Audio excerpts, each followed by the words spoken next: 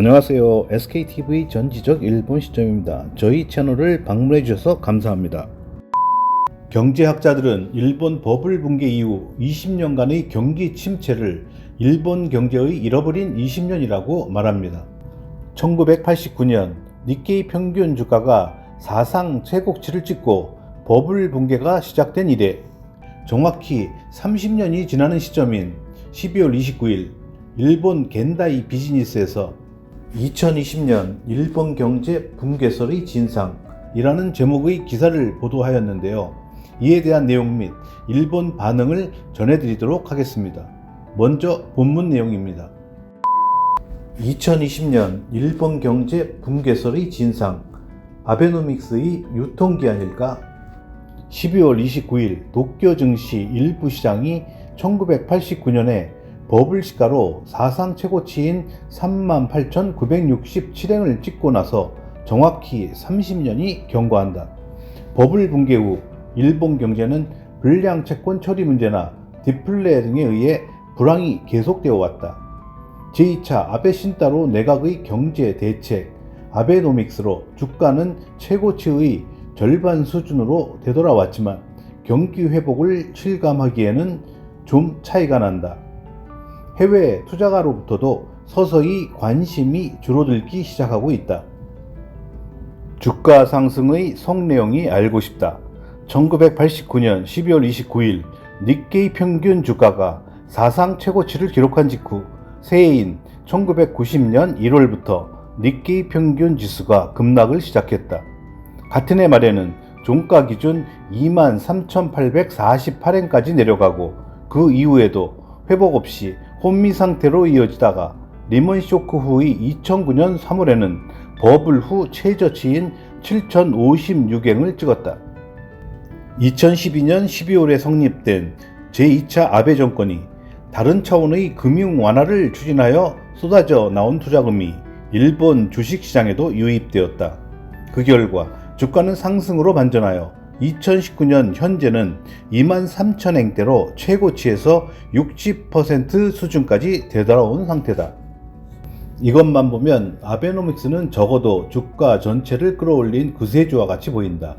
다만 증권업계 관계자는 냉정하게 보아야 한다는 경향도 늘어나고 있다. 일본 국내증권 투자전략가는 이렇게 말한다. 분명히 주가 상승 자체는 환영해야 하지만 문제는 그 속내용입니다. 일본은행이 상장 투자신탁 ETF를 대량으로 구매하기 시작한다고 하는 세계의 선진국에서도 예를 볼 수 없는 금융시책을 단행한 탓으로 건전한 주가의 형성 기능을 훼손시켜 주가가 하락해야만 할 때에 하락하지 않게 되었다. ETF 매수는 원래 일정 이상의 주가가 하락하면 실시하는 것이기 때문에 개인 투자가의 자금이 시장에 유입되는 것을 방해하고 있다. 상승의 견인 역할을 하는 해외 투자가에 있어서도 아베노믹스가 시작된 2012년부터 2015년까지는 현물 주식을 일관되게 매수 우위의 포지션을 취했지만 2016년부터는 매도 우위로 포지션을 전환하는 장면이 나오기 시작했다. 초기는 연금 등 장기 운용 자금이었지만 그것이 서서히 헤지 펀드 등의 단기 투자선이 메인으로 교체되었다. 아베노믹스의 유효기간이 그저 명색뿐인 4년으로 끝나버렸다라고 하는 증거이겠지요. 또 다른 중견 증권 투자 전략가도 이렇게 말한다. 일본은행이 ETF를 통해서 업적에 관계없이 폭넓게 일본 주식을 계속 사들이는 과정에서 어느새 도쿄 증시 일부 상장 기업의 대주주가 되었다라고 하는 패턴이 적지 않다. 일본은행은 2016년부터 6조엔 베이스로 ETF를 사고 있으며 2019년 3월 말 시점의 시가 기준의 보유액은 약 29조엔으로 도쿄 증시 일부 시장의 시가총액의 5%를 점하는 규모로까지 부풀어 오른 상태입니다. 거기다가 그것이 앞으로도 증가해 가고 있습니다.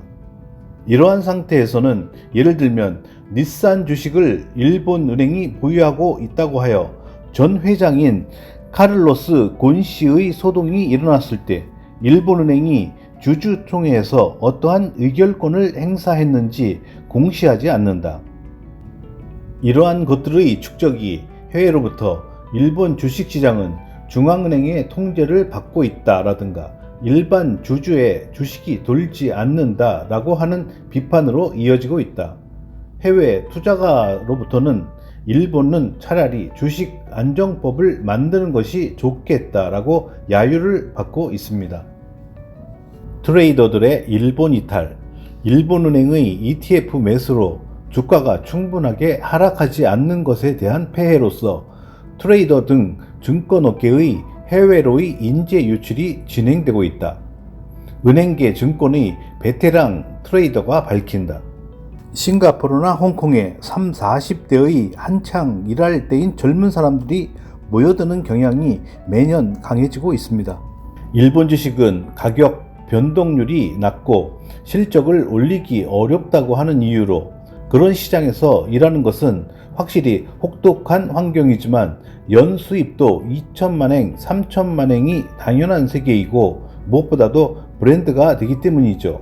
거기에서 3년 정도 일하고 일본에 돌아오든가 아니면 해외에 이주하든가 선택한다고 하는 의미입니다. 일본의 국제적 지위의 저하에 의해서 도쿄의 외국계 금융회사의 일본 주식 담당자의 숫자도 줄어들고 있을 뿐만 아니라 일본 담당이라고 하는 직책이 아니라 아시아 담당이라는 식으로 one of them으로 자리매김하게 되어버렸습니다. 지금의 일본 시장은 사실상 미국 시장의 베끼기 시장으로 일본 단독의 요인으로 주가가 움직이는 것은 거의 없습니다. 지금의 아시아 투자의 중심은 말할 것도 없이 중국이기 때문에 어쩔 수 없는 일인지도 모르겠습니다만 예전의 기세는 없고 초라할 뿐입니다. 나아가서 또 다른 대형 증권사의 투자 전략가는 해외 투자가의 일본에 대한 이해가 현저히 저하되어 있는 현상을 걱정하고 또 두려워하고 있다. 예전에는 도쿄 주재 20년 이상으로 일본에 관한 지식이 그야말로 일본인보다도 더 있는 듯한 외국인 트레이더가 많았습니다만 지금은 겨우 2, 3년의 주재 기간이 대부분입니다. 그 때문에 일본인의 투자 전략가가 면담하면 우선 질문을 받는 것이 아베 정권의 기본적인 구상이다. 아베 정권은 어째서 안정되어 있나 라든가 자민당의 니카이 토시히로는 어떤 사람인가 하는 것입니다. 약 10년 전만 해도 그들의 독자적인 인맥에 대해서도 흥미와 관심을 가졌었습니다만 일본 자체가 유감스럽게도 그렇게까지 깊게 이해를 해야만 하는 대상이라고 생각하지 않게 된 것 같습니다. 정말로 무서운 것은 2020년이 아니라 내년은 마침내 일본 경제의 마디가 되는 도쿄 올림픽을 맞이한다. 예전에는 도쿄 올림픽이 끝나면 일본 경제는 끝이 난다라는 비관론도 있었지만 증권업계 관계자는 낙관적인 경향이 많다. 반도체의 국내외의 재고 조정이 일단락되어 차세대 통신구격 5G에 대한 수요가 예상되는 데다가 무엇보다도 소비세 증세 대책으로 실시되는 26조엔 규모의 대형 경제 대책이 있기 때문이다. 온라인 증권사 투자 전략가는 이렇게 전망한다. 경기 후퇴 국면에서도 없었는데 저런 규모의 경제 대책을 시행하면 내년의 경기는 나쁘게 될 것 같지가 않다. 올해는 미국의 트럼프 대통령의 발언이나 미중 무역 협상의 진전에 좌우되는 시세 전개였지만 내년은 트럼프 대통령도 재선을 앞두고 있어서 주가를 의식한 움직임을 하겠죠. 이러한 국내외의 요인으로 말하면 세계 경제는 나쁘게 될 것 같지 않으며 어느 쪽이냐 하면 위로 향할 것으로 보입니다. 그런 의미에서는 내후년이 가장 무서운 해가 될 것 같습니다. 경제 대책도 계속해서 부풀려 나가는 것은 어렵다. 트럼프 씨도 재선에 성공하면 터무니없는 무리한 정책은 쓰지 않아도 되기 때문이죠. 내년의 도쿄 올림픽을 치른 이후가 일본 경제의 진정한 승부처가 될 것 같다. 여기까지 기사 본문 내용이었습니다. 이어서 일본 반응을 전해드리겠습니다. 이 20년간 일본 경제는 성장하지 않았으며 사회보장보험 등의 폭등으로 가처분 소득은 매년 감소하였다. 그런데도 주가만 계속 올라가고 있다고 하는 것은 주가가 일본의 경제력과 전혀 상관이 없다는 것을 증명하고 있네요.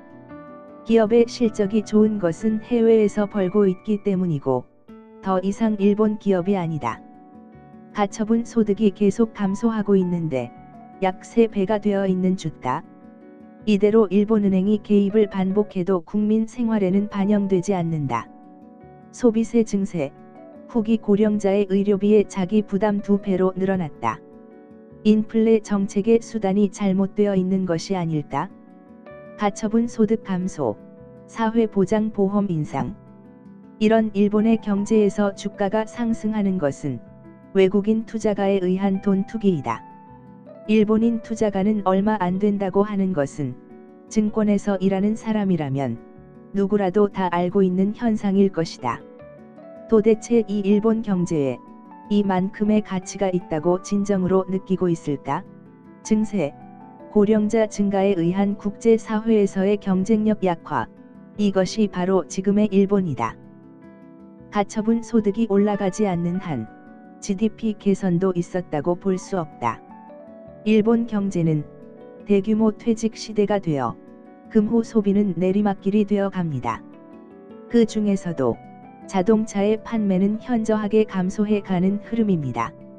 인터넷의 보급으로 불필요한 외출은 하지 않아도 되게 되었습니다.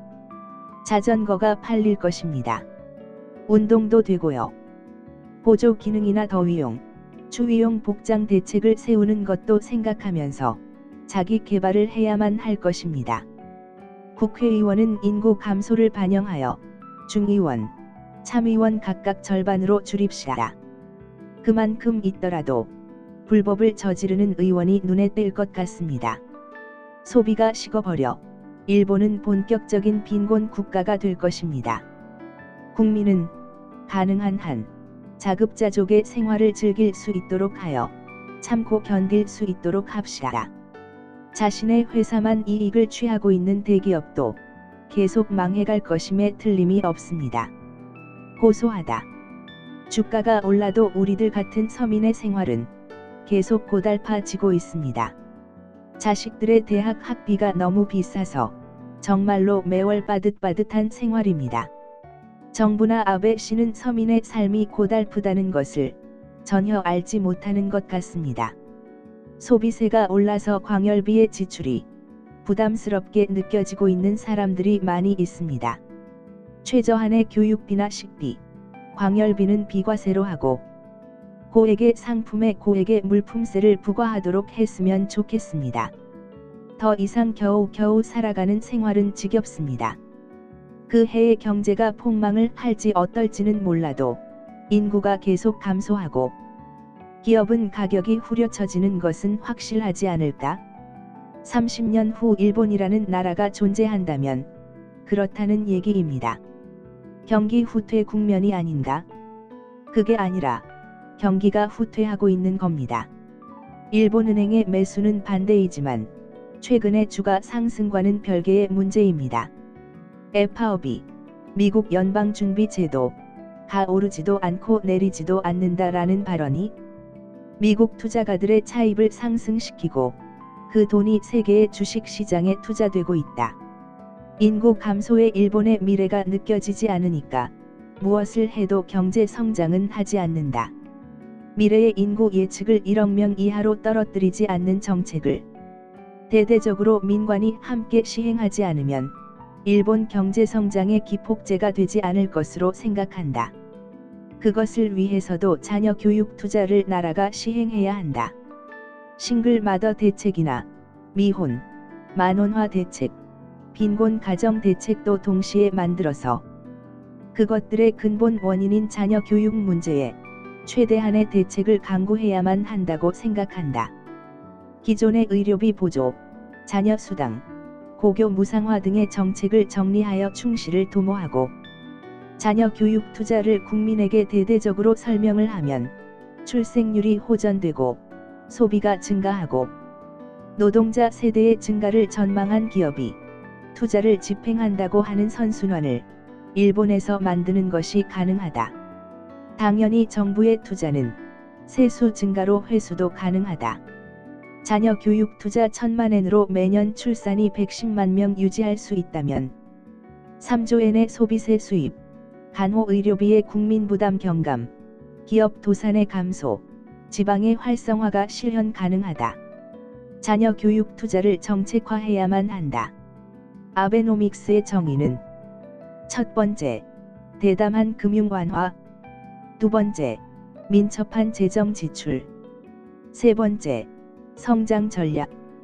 이 중에서 두 번째가 거의 지켜지지 않았을 뿐만 아니라 오히려 긴축 재정을 하는 꼴입니다. 경기가 좋아질 리도 없다. 명확하게 말하면 사기입니다. 매스컴도 당초 말했던 아베노믹스를 제대로 실행하지 않은 것을 얘기해야만 한다. 매스컴에도 이해하고 있는 사람이 없으니까 안 되는 건가? 아베노믹스가 아니고 금융 완화의 쿠로다노믹스가 실체입니다. 디플레이션인데 긴축 재정을 하고 거기다가 소비세를 증세하고 있으니까 말도 안 됩니다. 재정 위기가 아니라 어리석은 경제 실정을 반복하는 정책 위기가 실체입니다. 나는 주식이나 리츠 펀드로 나름대로 돈은 벌었습니다만 남편의 급여는 거의 오르지 않고 거꾸로 세금이나 보험료가 올라가서 가처분 소득은 마이너스이에요. 주가가 아닌 근로자의 실질 임금이 상승하지 않으면 의미가 없겠지요. 여기까지 일본 반응이었습니다. 일본 정부가 경기 부양을 위해서 또다시 26조엔을 푼다고 하는데 이는 아베노믹스가 실패했다는 것을 자인한 것으로 보입니다. 이런 의미에서 일본 경제는 잃어버린 20년이 아닌 잃어버린 30년으로 수정되어야 할지도 모르겠습니다. 내년 도쿄올림픽 이후 일본 경제가 추락을 멈추고 반등을 할지 아니면 계속 추락을 할지 잠옷 궁금해집니다. 이상 끝까지 시청해 주셔서 감사합니다. 좋았다면 구독과 좋아요 부탁드립니다.